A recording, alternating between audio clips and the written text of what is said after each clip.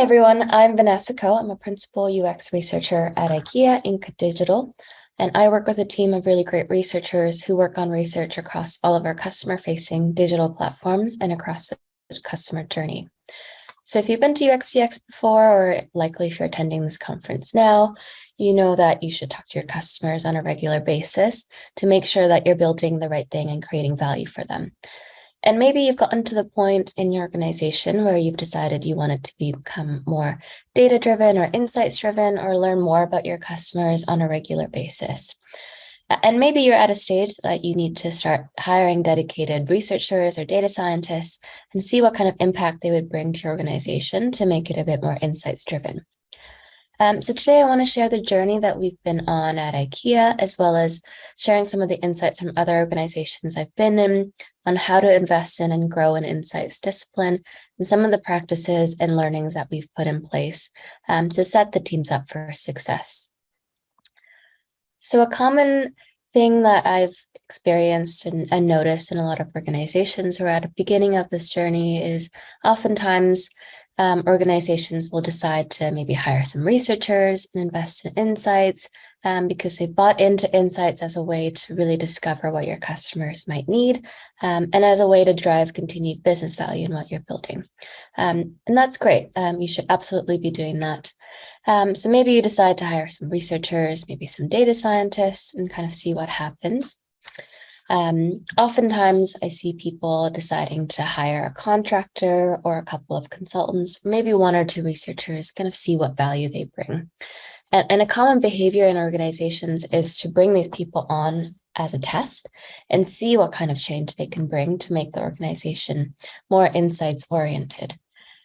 However, without having the right foundations and setup in place, you are setting up these people to fail. And ultimately, without setting up your hires and teams for success, they really won't be able to provide the valuable insights and value-driven product development that you are seeking with your investments. So today, I'll be focusing on two specific phases or aspects of setting up your insights teams for success. And the first part is really about an organizational mindset, a vision and strategy. So things you need to think about and have in place before you even start hiring. And then the second part gets into more of the nitty-gritty. So more of the practical things you need to have in place and operationalize once you have one or two or several insights practitioners in your organization. So we'll start with part one, so the background work, what to do before you even start hiring. And the first thing is really about your organizational mindset, right? So first things first, is your organization ready for insights? Is your organization ready to think in a way that insights are used successfully? So some of the key questions to ask yourself before you hire your first insights professional. The first is, what is your organization's history with research? Are people inside your organization skeptical or enthusiastic about the idea of working with data or research? Or is there some resistance or fear or skepticism, right? How do people see themselves working with these people? Do they see themselves fitting into their workflow? Or is it something that they kind of want to put on the side? And most importantly, are teams willing to change how they make decisions if they're given new insights? And many companies struggle because they haven't really thought about how introducing a completely new discipline like research or data means really having to work and make decisions in a completely different way. And having set up research teams in multiple organizations now, I see that it's really easy to hire someone and say that you want to change the mindset of how you make decisions about how to build and what to build. But doing so in practice is, of course, much more difficult, and it really requires change management led by leadership at all levels. So to give you an example, at IKEA, we've had a really clear idea of what we want research to do from the beginning. It really helps that historically market research, especially on furniture design and ergonomics, has always existed. And now that's kind of extending to our digital work as well. So as we've been building our digital insights functions, even though UX research, for example, in the organization is relatively new, we've been having a really clear idea of the function research is going to play once it's been in the company from the start. And because there's been this history of working with data and insights in other parts of the company, it's really been easy to see, okay, that way of working works this way in this part of the organization, maybe with physical products, and we have to bring that into our digital organization. But fundamentally, the mindset has always been that research and data are really the foundation of how decisions are being made. So no decisions are really made without having some sort of evidence in place.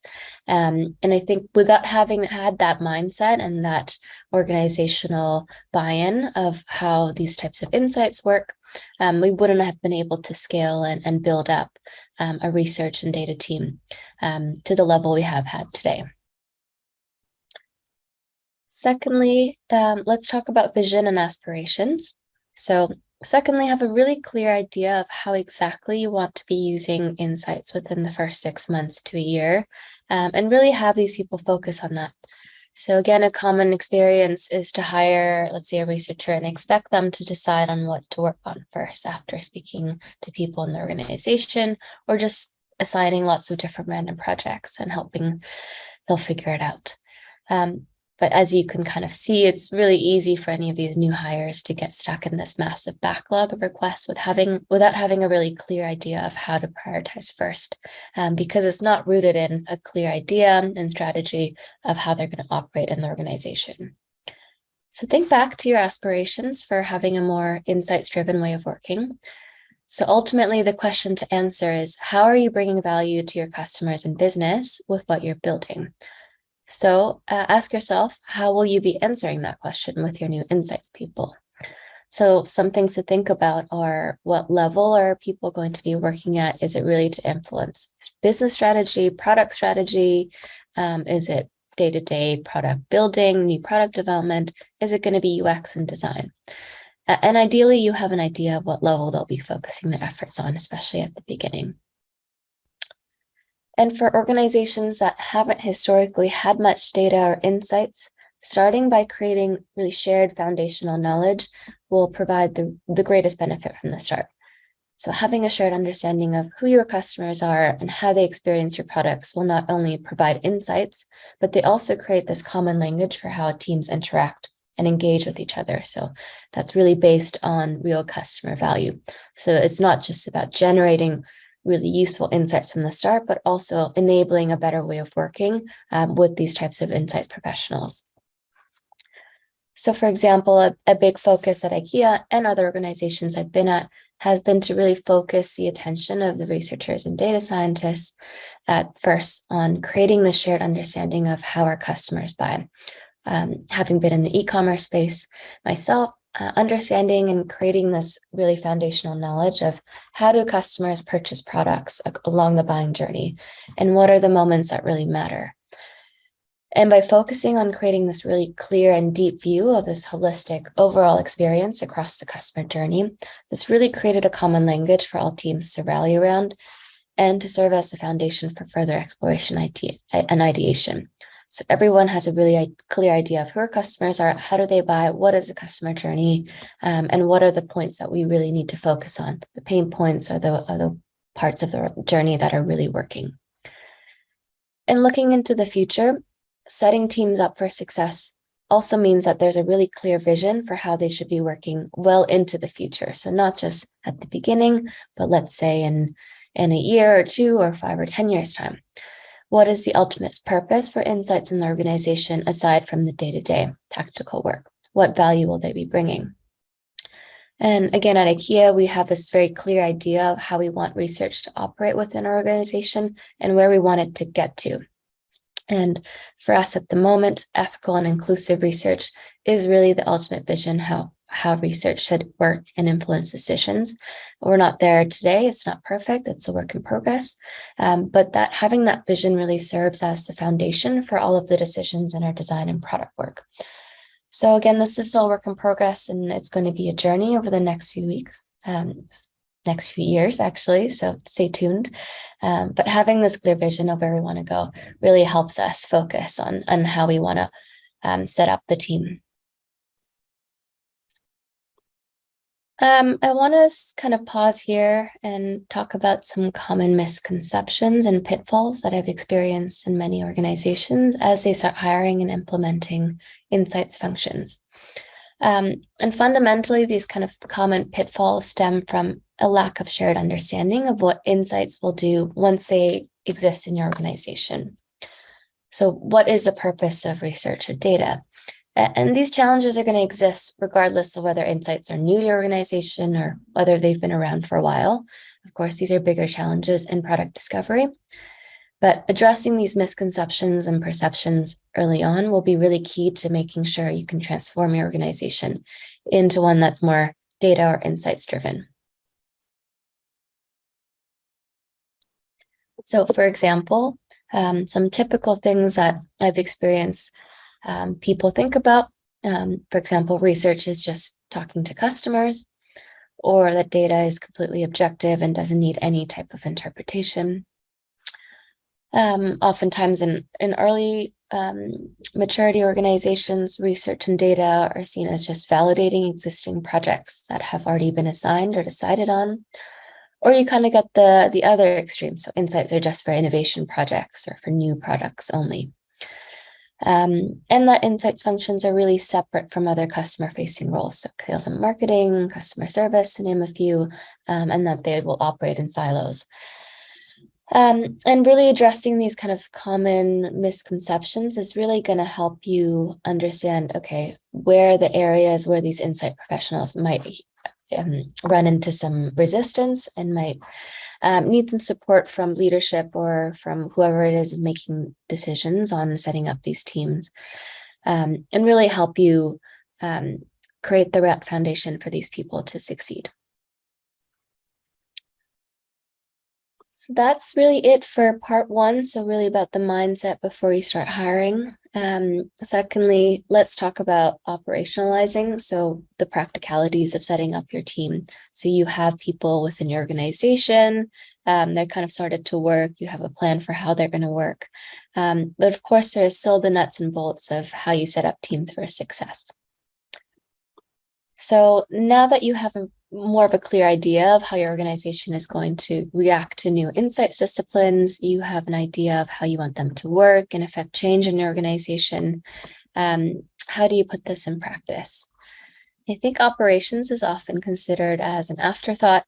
It is much less exciting to set in place than a vision or strategy. However, without having the right tools and setup for your insights professionals to work is one of the really biggest hurdles and reasons why insights teams fail or are really slow to provide value. And having the right conditions for people to do their work means having the right processes and tools right from the start. So this doesn't really mean having all of the most expensive tools and ways of working in place, but there does need to be at least some just enough processes to do their work. So some examples of operational tools or processes you should have at the start are, for example, participant recruitment. This is a really big hurdle in lots of organizations. So start with some lightweight ways to start. It doesn't have to be this whole agency and big tool in place, but having a way for you to access customers as a start. Having an NDA form or consent forms is really important. You're doing things properly. And in addition, data access, storage, GDPR rules, if you're in Europe, having kind of the legal requirements in place. Otherwise, that can also be a really long process. And then in terms of visibility, having some sort of repository where people can access the insights that have been generated or the data that's been created. Having some way to access that within your organization is really important.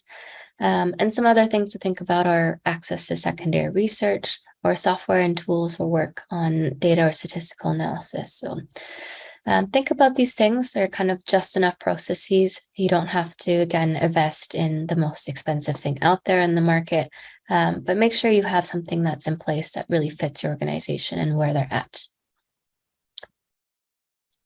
And finally, and perhaps most importantly, having a plan for your organization and how they will share and action on insights is really the most critical thing to have in place to set your team up for success.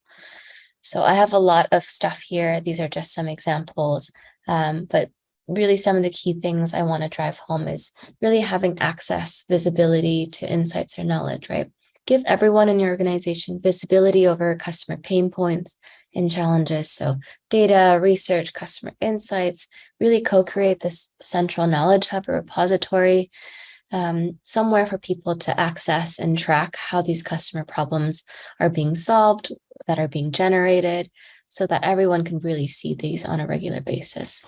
Make sure everyone has access to these insights and how they might relate to your existing products or services.